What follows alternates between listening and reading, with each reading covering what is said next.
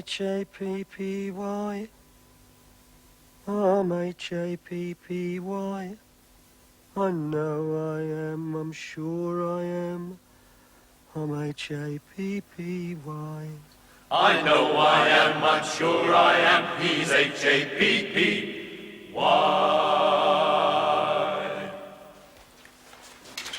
You'll never guess who's just come in. Who? I couldn't believe my eyes. I had to pinch myself. She just stood there in front of me. Gloria Robins. Who's Gloria Robins? Who's Gloria Robins? Well, surely you can't have forgotten. Gloria Robins, the unruly heart, revulsion, the cruel earth. Oh, Gloria Robins. Yes, I remember her. I knew you couldn't have forgotten. No, she was a pain. No, she wasn't. She was superb. You always gave me a pain. Oh, you're so insensitive, Figgis. Didn't you see her in the cruel earth? Yes, I saw her. Well, remember that last scene where she stood amongst the ruined crops, a brave smile playing round her lips? No, I don't remember that. I must have been queuing for the ice cream. Queuing for the ice cream? That's typical of you, Figgis. You've got no finer feelings. She just stood there, framed against the night sky, an aura of light around her head, and her face went sort of blurred, and a single tear glinted on her cheek. It was probably glycerin. No, it wasn't glycerin. She could weep real tears. There was nothing artificial about Gloria Robins. People were dazzled by her beauty. She was physical perfection. How do we know? I noticed we never saw her legs. She either wore long dresses or was photographed from the waist up. She probably had legs like little tree trunks. Don't be ridiculous, Figgis. We saw her legs in the last days of Pompeii. We saw someone's legs. We don't know they were hers, do we? They could have been dubbed. I don't have to listen to this, Figgis. What do you think you're doing? I thought I'd just pop down there and say hello. Well, where is she? She's in a private room down the corridor. I might have known she'd have a private room. Talk about privilege. You've got to have a private room when you're a celebrity. People won't leave you alone. They're attracted to the famous. I should know. What do you mean you're not famous? I know I'm not famous, but I do bear this unfortunate resemblance to Gregory Peck. You're nothing like Gregory Peck. You're more like Lord Lucan. Only since I grew the moustache. I had to do something. People kept pestering me for my autograph. Well, I can't see it now. If we're talking about likenesses, what about this face? Doesn't it strike a chord? No? Well, doesn't it remind you of anyone? Who? Clint Eastwood. You're nothing like Clint Eastwood. That's because I'm not wearing a poncho. Give me a cigar and a poncho and I look like Clint Eastwood. Give anyone a cigar and a poncho and they'll look like Clint Eastwood. Anyway, it's taller than you. I didn't say standing up, did I? You'll never guess who's just come in. Not in 100 years. Go on. You'll never guess. Gloria Robins. You've heard. I think everybody's heard by now. Hey, Archie, where are you going with my flowers? I thought I'd just get them down there while they were still fresh, Norman. Down where? Where do you think? He's taking them to Gloria Robins. He can't wait to get down there and sip champagne from her slipper. I think his mother must have been a Gaiety girl. I hope he doesn't get carried away, that's all. Well, you can't blame him to think that Gloria Robins is right here in this building. I think it's fate. This could be my big chance. I've always wanted to act. You?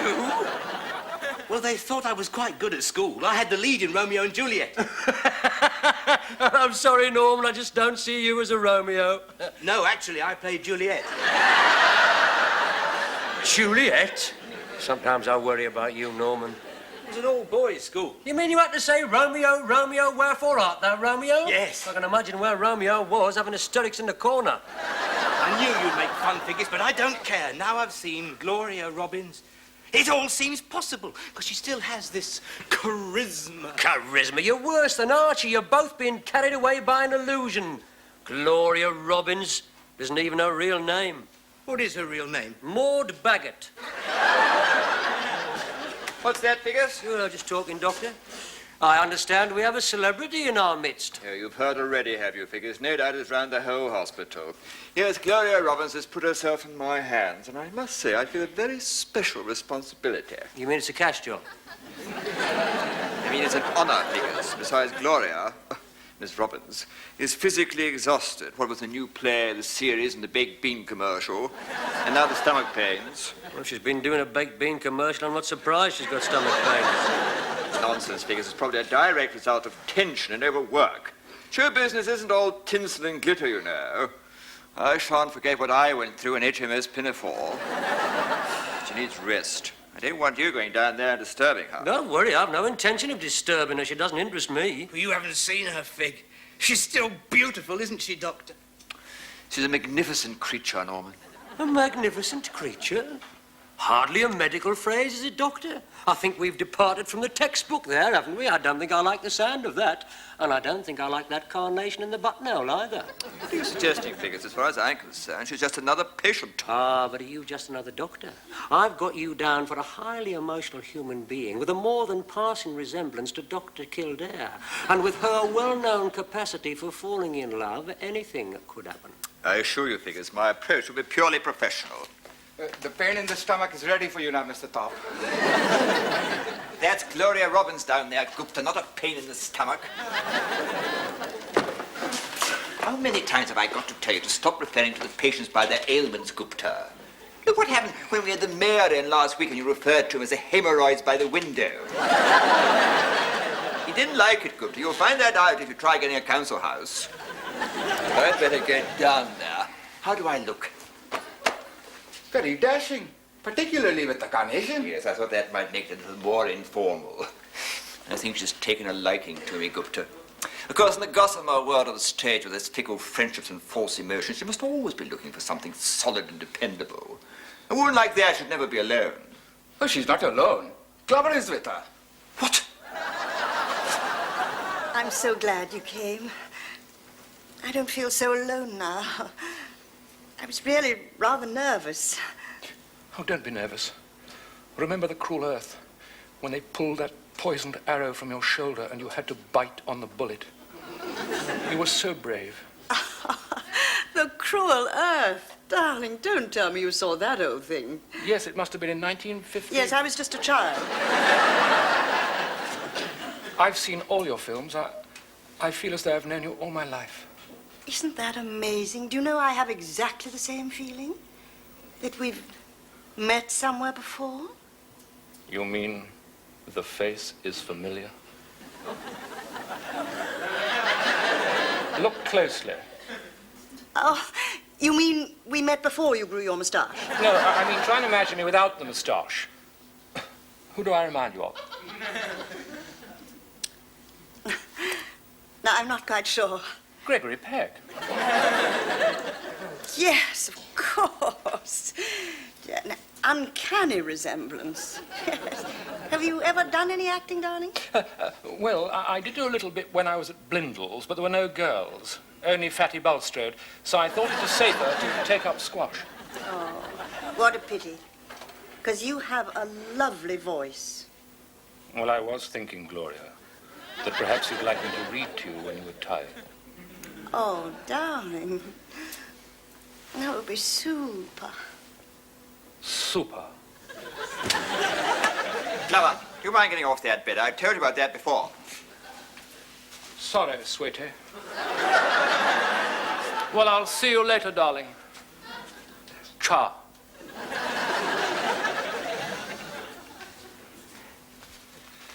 You playing Scrabble tonight, Archie? Sorry, not tonight, Figgis. I've got to go and see Gloria later. She likes me to read to her before she goes to sleep. Oh, not again. I've told you, you're wasting your time. Don't understand, Figgis. It's happened. Has it? I'd almost given up hope. I never thought it would. Neither did I. Not on the national oath. I'm in love. Oh, not again. No, this time it's real. But Archie, she's an actress, and it's a well-known fact that actresses are always acting. They're incapable of real emotion. That's just where you're wrong. We've spent several days together. I feel as though I know her intimately. So do half of Equity. Careful, Figgis. You're talking about the woman I intend to marry. Gosh, you mean you're going to be Mr. Robins? No, Norman. She's going to be Mrs. Glover. Have you mentioned me yet, Archie? Mentioned you? About hearing me read. No, not yet, but keep on practicing, Norman. I might put a word in for you later. There he goes, off to preen himself again. It'll end in tears, Norman, just like all her films. She's toying with his affections. I might have to have a word with her. Do you think she'll come down here? What, mingle with the riffraff? Do me a favour. If you want her to hear you read, you'll have to shout through the keyhole. I better keep practicing. Shall I compare thee to a summer's day? Thou art more lovely and more temperate. Oh, God. What's the matter? How can you compare anybody to a summer's day? That's ridiculous. Who wrote that? Shakespeare. There you are, then. What do you mean? He's the finest writer in the English language. He has a magical gift of phrase. Rough winds do shake the darling buds of May, and summer's lease hath all too short a date. That's poetry. Sounds more like the weather forecast. Then why don't you try reading for yourself and stop interrupting? Shall I compare thee to a summer's day? Shall I compare...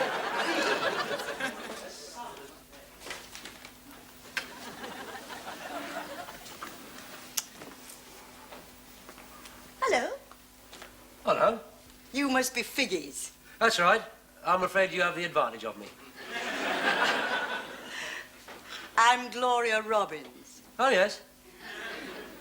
Well, don't you know me? Well, now you mention it, the face does seem familiar. The actress. Oh, yes, of course, the baked bean commercial. I might have known you'd send me up. I've heard a lot about you, Figgis. Oh? And what have you heard? That you don't approve of me? Oh, I wouldn't say that. Well, it's rather nice down here. I haven't been here before. Well, it's not exactly first class, but it's reasonable. It's what we call national health steerage. What are you reading? You can tell a great deal about a man by the books he reads.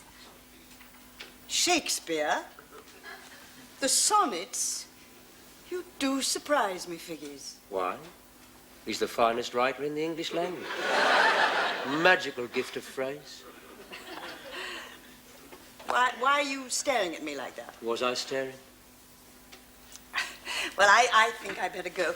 Would you be kind enough to tell Archie that I won't be able to make it tonight? I'm feeling a little tired. Certainly. What was the name again?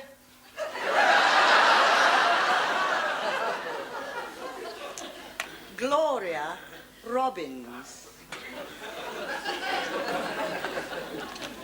You did remember me, didn't you? The unruly art, revulsion, the cruel earth. Of course I remember you. I know I am, I'm sure I am. I'm H-A-P-P-Y.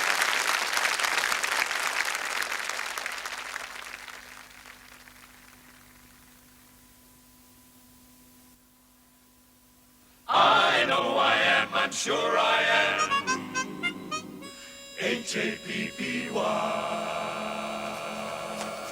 Blimey, you took your time. Don't tell me the toupee's slipping again. I haven't got time for your badinage, Figgis. I'm late. Now, where's my book on Elizabethan verse? Oh, you won't need that, Archie. She just popped in to say not to bother tonight. She's feeling too tired.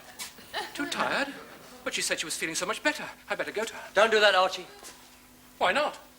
Because it would be a mistake. Can I give you some advice? Don't appear too eager. After all, it's that detachment, that air of mystery that she finds so attractive about you. I'm sure. Of course I'm sure. And she has seen a lot of you just recently. She needs time to think. Let her get back to a plain diet, then she'll realize what she's been missing. Perhaps you're right, Fig. In that case, what about a game of Scrabble? I don't think I'll bother tonight, Archie. I'm going to see what's on the box. Hello? Hello, Figgis. I just thought I'd drop in to see how you were. Oh, well, isn't it a little late? Of course it's late. That's the point. This is when your bodily resistance will be at its lowest. Now, I felt I owed it to Archie to see how you are. He's very impressionable, is Archie. I like to keep an eye on him. He's so susceptible. And you're not? Oh, I can take it or leave it. Oh, should we have a glass of champagne? Oh, thank you. I didn't realize that you and Archie were such great friends. Yeah, we should be. We've been through untold dangers together. Really? In the army? No, in here. They don't walk out of here very often.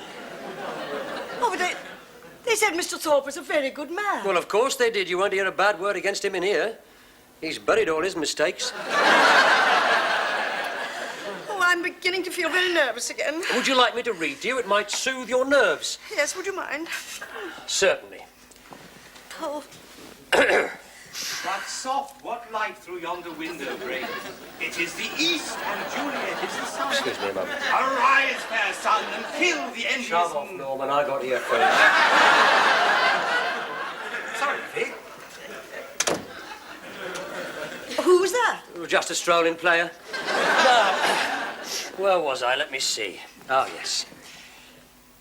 Shall I compare thee to a summer's day? Shakespeare. Thou art more lovely and more temperate. Not bad, is it? As long as you can stand the these and thous. You see, what he's doing is weighing up whether he should compare her to a summer's day. But that's not good enough. He always knew how to pile it on.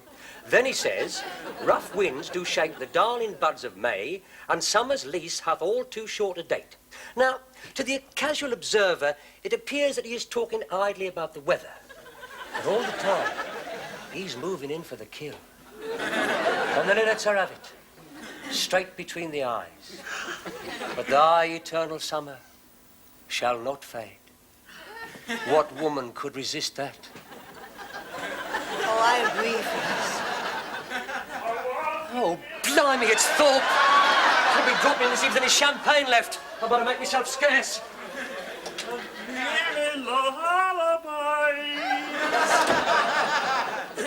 How are you feeling this evening, my dear? Oh, much better. Thank you, Doctor. Oh, please. Call me Gordon. Gordon. Isn't it rather late? Oh, I can never rest, Gloria. My life's a ceaseless battle against an enemy who never sleeps. I must always be vigilant. He's ever at my shoulder. Oh, Gordon. Don't be alarmed. I shouldn't burden you with my cares. It's just that sometimes people can only see a white coat. I'm also a man, Gloria. You understand? Yeah, I think so. Good. In that case, would you sign this? What is it? It's not a consent form. You're not going to operate? No, I'd like your autograph. Just make it out to Gordon. Nothing elaborate, with deepest affection. Yes, of course. But tell me, how about the tests? Oh, the tests were perfect. You've just had a minor indisposition brought on by overwork. You're going to be fine. Oh, Gordon, I could kiss you. Could you really? Then, why not? I was thinking about the Hippocratic Oath. Why? You haven't taken it, have you?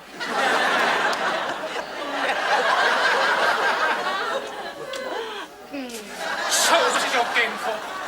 Thought I was out of the way, did you? What are you doing in here? Get out. I'm about to examine Miss Robins. Is that what you call it? Don't be ridiculous, Glover. Nurse!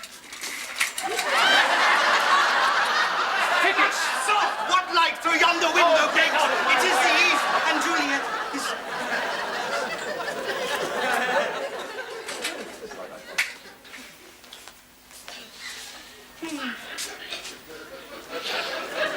Hello, Archie. Don't hello, Archie me, Figgis. You've gone too far this time. Oh, stop! Gloria! I knew this would happen. You were friends before I came here. Good friends. Well, I wouldn't say friends exactly. Now, you listen to her, Archie. I've come between you. I've destroyed something beautiful. But, Gloria... No. You don't understand. I'm no good to you. I'm no good to anybody. I destroy everything I touch. I'm sure we can still work things out, Gloria. He wasn't that much of a friend, really. No, we're from two different worlds, Archie. It would never work. But, Gloria... No, I'm leaving here tomorrow. Oh, I shall go out of your life forever. Oh, all I ask is, when you think of me kindly. Remember the good times. Oh, Gloria. Oh, Archie. Oh, go.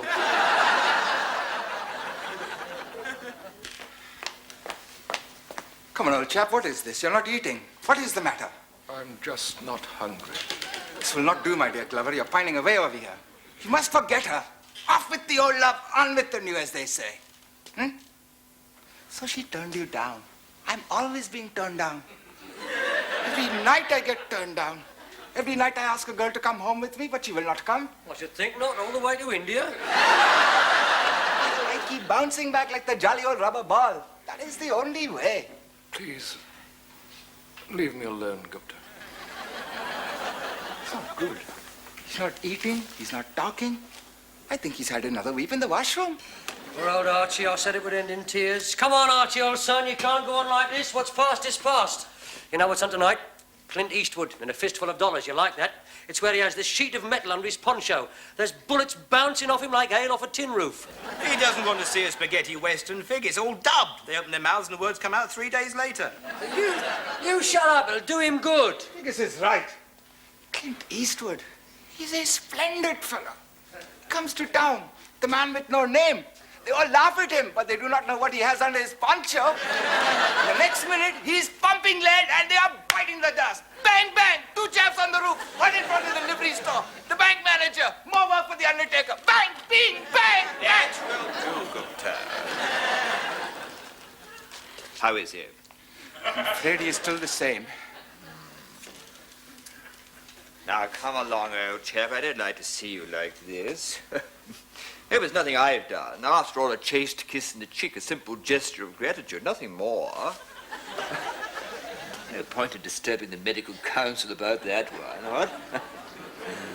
Now, come on. After all, men have died from time to time, and worms have eaten them, but not for love. No, it's usually on the operating table. What's that, Figgis? Nothing, Doctor. You think it's all just a trivial infatuation, don't you? But that's where you're wrong. I shall never forget her words. I shall go out of your life forever. All I ask is that when you think of me kindly. Remember the good times. Yes, quite. But there's a treat in store for you, Clever. Do you know what's on television tonight? Yes, I heard. Gloria Robins. What? In Bitter Spring. One of her earliest films. Oh, Doctor, do you know what this means? I shall be able to see her again when she was young and full of hope. I'll be able to imagine how things might have been if we'd met then. Well, excuse me, I want to get to the television and check if it's all right. I wish you hadn't done that, Doctor. I was hoping to keep that from him. Well, it's the least we could do, Figgis. I suppose you're right. I can't help wishing he'd fallen for Clint Eastwood. Yes.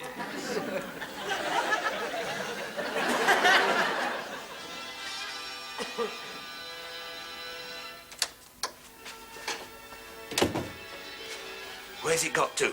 He's just discovered that she's married another. She's been standing there for about 3 minutes, not saying a word. It's what they call a pregnant pause. Yeah, she's that as well. I think this is when she walks out into the storm. How's Archie taking it? Look at him, he's transfixed. He hasn't uttered a word since it started. Shh.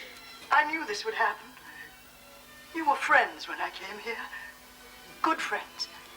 I've come between you. I've destroyed something beautiful. But you don't understand. I'm no good for you. I'm no good for anyone. I destroy every touch. I'm leaving tomorrow. I shall go out of your life forever. All I ask is, when you think of me kindly. Remember the good times. Did you say Clint Eastwood was on the other side? That's right, Archie.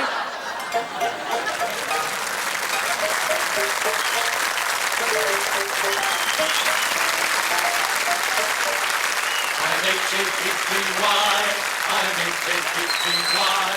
I know I am, I'm sure I am. I'm H-A-P-P-Y. Yes, I'm H-A-P-P-Y. I'm H-A-P-P-Y. I know I am, I'm sure I am. I'm H-A-P-P-Y. Oh, yes, I'm H-A-P-P-Y. Yes, I'm H-A-P-P-Y. I know I am, I'm sure I am. Yes, I'm H-A-P-P, H-A-P-P, only when I laugh. LGBT-Y.